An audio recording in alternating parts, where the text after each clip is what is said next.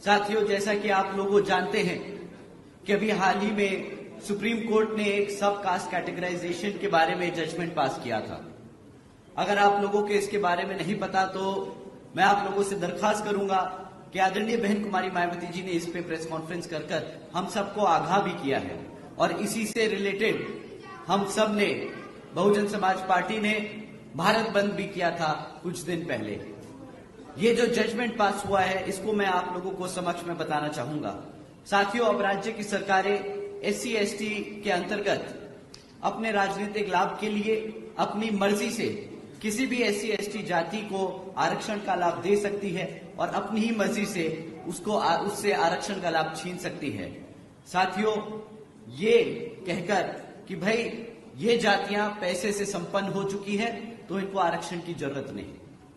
अब आप बताइए साथियों, आप सब आरक्षण के मुद्दों को समझते हैं, आरक्षण की मूल भावना समझते हैं। हम सब जानते हैं कि आरक्षण की मूल भावना प्रतिनिधित्व की है, समाज को आगे बढ़ाने की है एक साथ। लेकिन ये लोग बार बार ऐसी जजमेंट पास कर इसको गरीबी हटाओ गरीबी मिटाओ जैसी योजना बनाने की कोशिश करते हैं। साथियों, भाजपा और कांग्रेस ने सोची समझी साजिश के तहत ये जजमेंट पास कराया। देश में से आरक्षण को खत्म करने के लिए इन्होंने ये पहला कदम लिया है। आदरणीय बहन जी ने इस फैसले पे सवाल उठाया और पूछा कि क्या जिन्हें आरक्षण का लाभ मिला है, क्या आज वो उनकी सामाजिक स्थिति इतनी बेहतर हो गई है, क्या उनके साथ क्या भेदभाव खत्म हो गया है। यहाँ बैठे हमारे सब बिरादरी के साथी लोग हैं, आप सबके दोस्त यार, आपके सब साथी SC ST जाति से भी आते हैं, हमारे SC ST जाति के साथी लोग हैं। आप बताइए, क्या आप लोगों के साथ भेदभाव खत्म हो चुका है? बताइए, क्या आप लोगों को वो सम्मान मिलने लगा? उसी क्रम में साथियों, जिस तरीके से आप लोग समझते हैं कि हमें आज तक वो सम्मान नहीं मिल पाया, अभी इसमें बहुत लंबा समय लगेगा, हमें इस पे बहुत काम करना पड़ेगा। हमें सब लोगों को एक साथ लाकर उन्हें समझाना पड़ेगा कि क्यों SC ST जातियां पिछड़ी रह गई हैं। साथियों, ये SC समाज को बांटने के लिए इन्होंने शुरुआत की है। जब आप एक समाज से आरक्षण ले सकते हो और दे सकते हो तो वो क्या आपस में गुट बनाने की कोशिश करेंगे, बांटने की कोशिश करेंगे, आपस में झगड़ा कराने की कोशिश करेंगे। साथियों, SC समाज की आजादी छीनने की शुरुआत है, ये संविधान को बदलने की शुरुआत है। आज ये आरक्षण है, कल आपकी आजादी छीन लेंगे। ये एक बहुत सोची समझी साजिश है।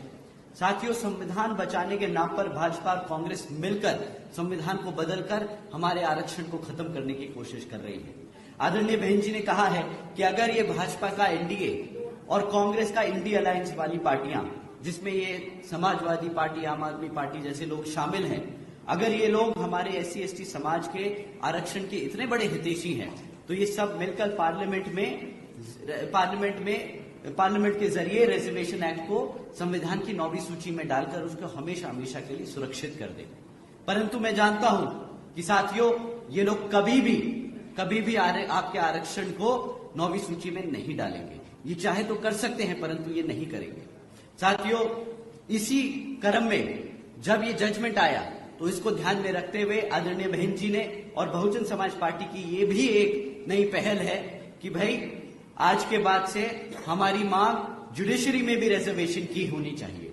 हम चाहते हैं कि जुडिशरी में भी रिजर्वेशन हो ताकि आगे कोई ऐसे जजमेंट पास ना हो जिससे हमारे SC ST समाज के आरक्षण या उनके हितों के लिए उनके हितों से कोई खिलवाड़ कर सके।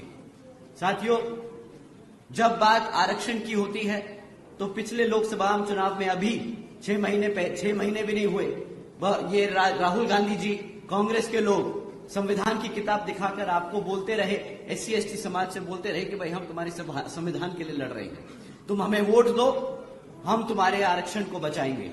परंतु जब ये जजमेंट पास हुआ तो आप जानते हैं राहुल गांधी जी ने क्या स्टैंड दिया, उन्होंने क्या अपना डिसीजन दिया? कुछ नहीं, मुंह पे चुप्पी साधे विदेश भाग गए और पीछे से खरगे जी को आगे कर दिया। कांग्रेस के राष्ट्रीय अध्यक्ष श्री खरगे जी ने प्रेस कॉन्फ्रेंस करके उन्होंने स्टेटमेंट पास करी कि भाई आरक्षण तो पंडित नेहरू जी और गांधी जी की देन है। भाई ये समझते हैं कि भाई संविधान में आरक्षण बाबा साहब ने नहीं दिया, ये कहते हैं पंडित नेहरू जी और गांधी जी ने दिया है हमारे समाज को आरक्षण। अब राहुल गांधी जी तो चुप बैठे, विदेश पहुंच गए, वहां पे किसी ने उनसे सवाल कर लिया, तो भाई आप बताइए रिजर्वेशन पे ये जो जजमेंट आया उसका क्या है? तो वो वहीं पे जजमेंट अपने स्टैंड क्लियर करके बोलते हैं, भाई जिस दिन हमारा अच्छा समय आएगा उस दिन हम संविधान से आरक्षण खत्म कर देंगे। अब आप बताइए, ये आदमी जो गांव गांव गली गली मोहल्ला मोहल्ला घूम के आप लोगों को बता रहा था कि मैं आपके आरक्षण को बचाऊंगा, आपके संविधान को बचाऊंगा, उसे पहला मौका मिलता है, उसी में बोल देता है कि जिस दिन मेरा अच्छा समय आएगा, कांग्रेस पार्टी का अच्छा समय आएगा, हम आरक्षण खत्म कर देंगे। अब आप ही बताइए, क्या कांग्रेस को हक है? आप लोग मानते हैं कि कांग्रेस को वापस आना चाहिए अपने हरियाणा में? आपको लगता है क्या कांग्रेस पार्टी आपके समाज के हित में काम करेगी?